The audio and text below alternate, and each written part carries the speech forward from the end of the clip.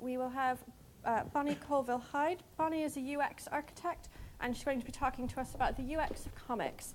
A little bit about Bonny. She is a user experience consultant who for the last 8 years has worked to make digital services more effective, efficient and satisfying for users. Bonny has previously worked for eBay, the BBC, Samaritans and Volkswagen. Okay, so 17,897. It's quite a big number, but why am I interested in it? Well, it's the number of comic strips that were created for the comic Peanuts over its lifespan. Peanuts run from 1950 to the year 2000, and it gave its creator, Charles Schulz, the accolade of telling the longest story ever told by a human being. So for 50 years, characters like Charlie Brown and Snoopy won the hearts and minds of people all over the world. And I find it interesting that one story, one idea can generate so much adoration and interest internationally, and not just influence one group of people, but influence generations of people, have stories passed on from parents to children again. But how can one story do that? Well, it's because comics are such a powerful method of communication. They're really immensely powerful tools that we can use, and their power comes from how we as humans respond to words and pictures when they're combined together. So we've been combining words and pictures for thousands of years, and it's amazing the potential they have for us to use them in everyday life. So the ancient Egyptians understood the powers of words and... I'm sorry, that's a lot slower than...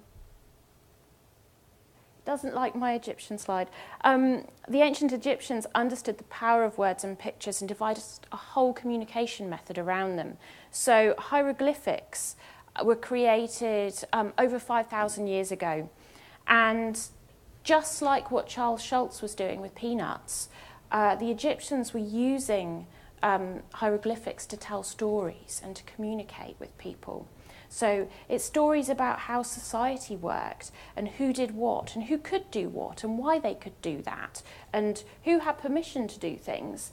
It was stories about life and death, commerce, politics, all the things that touch us on our day-to-day life. And we love stories. As humans, we're addicted to stories. And it's something that touches us in our everyday lives. We use them as tools in our relationships. So we establish our authority with people, we demonstrate our independence, and we communicate our abilities through storytelling. We don't even realise we're doing it a lot of the time. And we often use them to pass the time as well. It's like, how do you fill space with other people? Well, you share stories, you tell people what you've done, you share those experiences. And we love sharing anecdotes as well, personally. We love to tell people when we've done well, when we've achieved something, when we've kind of got one over on somebody else. And we learn to do this as children. As we grow up, the stories that we are exposed to and that are told to us shape our development. So we learn life lessons. We develop our sense of morality from the stories that we learn. We understand social norms and develop our behaviours around stories that are told to us. And we understand how to tell stories from the stories that are told to us. We use stories as a mechanism to bond with other adults as well when we're grown up. For instance, we can use stories to assert our authority over other people. So we can sort of signify in ways that we're better than other people, or more influential or more powerful. So when you hear people talking about sort of exotic weekends they've spent, it's a way of them demonstrating that. We love hearing stories from other people. Even when we don't like them, we like to hear their stories and we'll listen to them, more so than in other parts of our lives.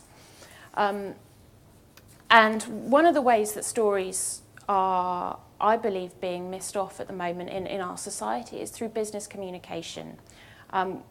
Socially, we're really good at stories. Within business documentation, we're rubbish. We specialise in spreadsheets, documents that are really long, reports, things that make you sigh and disengage when you receive them, things that you're not happy to be part of and don't really want to do, things that you'll avoid reading.